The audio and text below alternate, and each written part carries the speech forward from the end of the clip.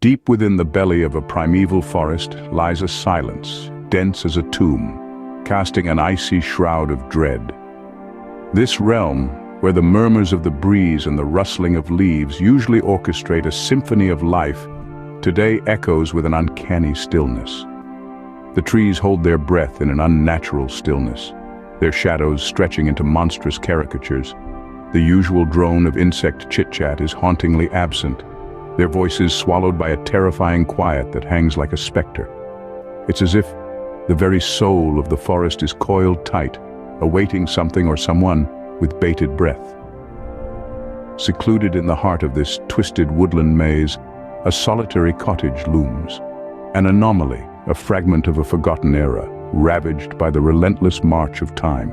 Its once lively hues are now ashen and peeling, its windows fogged by years of desertion. Nature, in slow, unyielding claim, has begun to weave its tendrils around the crumbling edifice, binding the forlorn silhouette in a skeletal embrace. It's a dwelling seemingly forsaken by the world, a repository of untold tales, unshared secrets. Despite its decayed visage, there's an eerie sense of life, as if the cottage itself breathes, its walls pulsating with phantom echoes of its past. The air feels electrified, the silence pierced by an unspoken summons, a spectral lure tugging at the edge of your psyche. It nudges you towards the abyss of the unknown, playing a tantalizing game of cat and mouse with your curiosity. And just when the suspense stretches to a breaking point, a bone-jarring creak shatters the silence, a discordant note in a symphony of mute terror. It's the cottage door, groaning open with ghostly slowness, as if manipulated by an invisible entity. It's a vision that sends waves of cold dread coursing down your spine, a frisson of fear as electrifying as it's petrifying. Amid the spectral hush, the door of the cottage creaks open as if ushering us into its dark embrace. It's an invitation, a challenge, a dare to step into its ominous unknown. Will we yield to its call? Will we its dark secret? Only the whispers of time can tell. Stepping over the threshold, we find ourselves in the home of a peculiar inhabitant. As we venture further, we're met with a spectacle of oddities. The cottage interior is a sprawling maze of curiosities, each piece an artifact of a time long past. Unusual trinkets, strange charms, and peculiar objects, each with a story of its own, are scattered around, creating an atmosphere of antique charm. Shelves of aged books, their spines creased with countless readings, line the walls, their titles whispering tales of ancient lore and forgotten magic.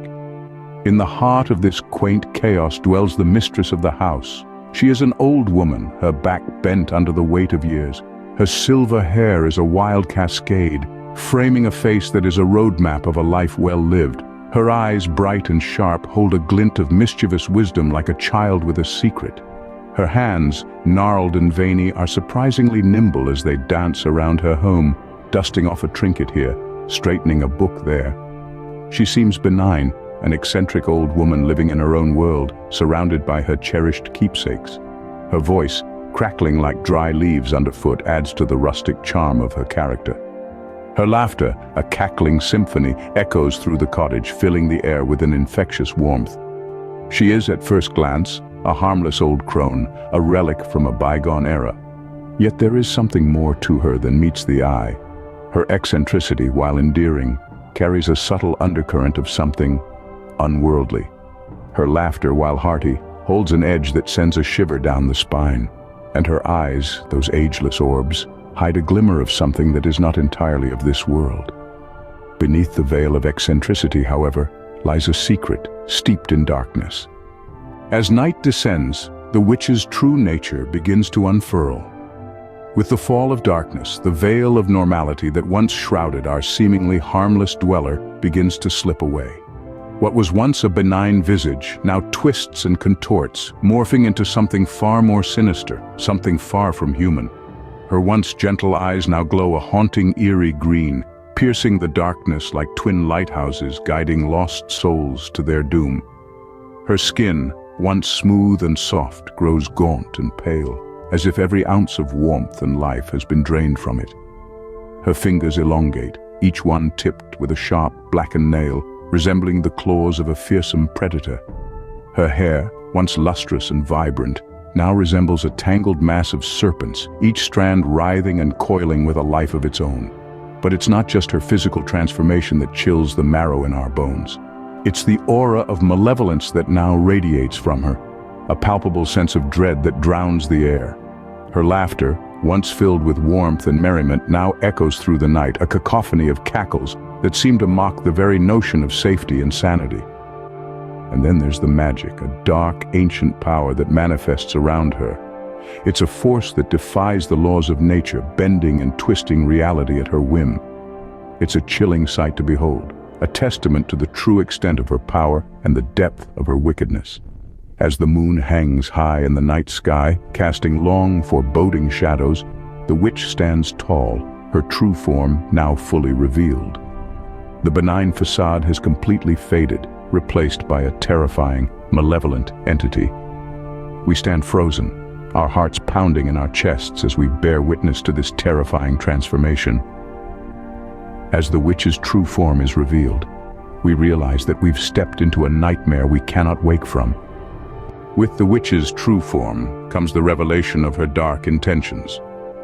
Hunched over her workbench, her fingers, gnarled and bony, dance over an array of peculiar artifacts, each one a prison of sorts, a repository of the lost souls she's ensnared over centuries. It's a horrifying tableau of her grotesque craft, each artifact holding a story of despair and entrapment. She takes delight in her malevolent work, her cackles slicing through the silence, a symphony of terror that underscores her dark intent. The witch's eyes, alight with a malevolent glow, flicker over her collection. To her, each soul is a trophy, a testament to her power and cunning. But what fate befalls those unfortunate souls trapped within her enchanted artifacts? The witch, a master of her craft, has devised a fate far worse than death for her victims. Once ensnared, these souls are forever trapped in a state of limbo, unable to move on or return to their bodies. An eternity of torment, of silent screams that will never be heard, of dreams turned into perpetual nightmares. Each artifact is a world unto itself, a twisted reality shaped by the witch's will, a mirror that reflects not one's image but their deepest fears, a locket that captures not a moment of joy but an eternity of sorrow, a ring that binds not two hearts but a soul to eternal damnation. And as the witch works, she hums a haunting melody, a lullaby for the souls she's captured. It's a song of despair and hopelessness, a chilling reminder of their fate. Each note, a nail in the coffin of their freedom, each verse, a testament to their eternal imprisonment. Yet, amidst the horror, a glimmer of hope remains. For every curse, a counterspell exists. For every prison, a key can be found. But time is running out, and the witch's collection is growing. As the witch's laughter echoes through the cottage, we realize the gravity of our predicament. In the face of impending doom, we muster the courage to fight. Our tale takes a turn for the terrifying as our protagonists grapple with their fear, their breaths coming in ragged gasps as they confront the chilling reality of their situation. They are trapped in a world of shadows and wicked whispers, caught in the iron grip of a malevolent witch. But rather than cower, they choose to resist, to defy their fate. Each heartbeat is a drumbeat of defiance, each breath a testament to their determination. Their escape attempt is a desperate dance with death. Every step they take is a gamble, a roll of the dice in a high-stakes game where the stake is their very lives. The air crackles with tension as they navigate the witch's lair, a labyrinth of horrors where every corner hides a new nightmare. But in the heart of the storm, they find a flicker of hope, a glimmer of daylight peeking through a crack in the wall, a whisper of a chance. They seize it, their hearts pounding like war drums in their chests as they sprint towards freedom. The witch's wrath is a tidal wave of terror, crashing down on them as they make their daring dash for the exit. Her dark magic whips around them, a tempest of torment that threatens to engulf them. But they are relentless, their spirits indomitable, their will unbreakable. It's a race against time, a thrilling chase that leaves them breathless. They dodge deadly traps, evade eerie enchantments, and skirt around sinister spells. The witch's fury is a storm they must weather, a hurricane they must outrun.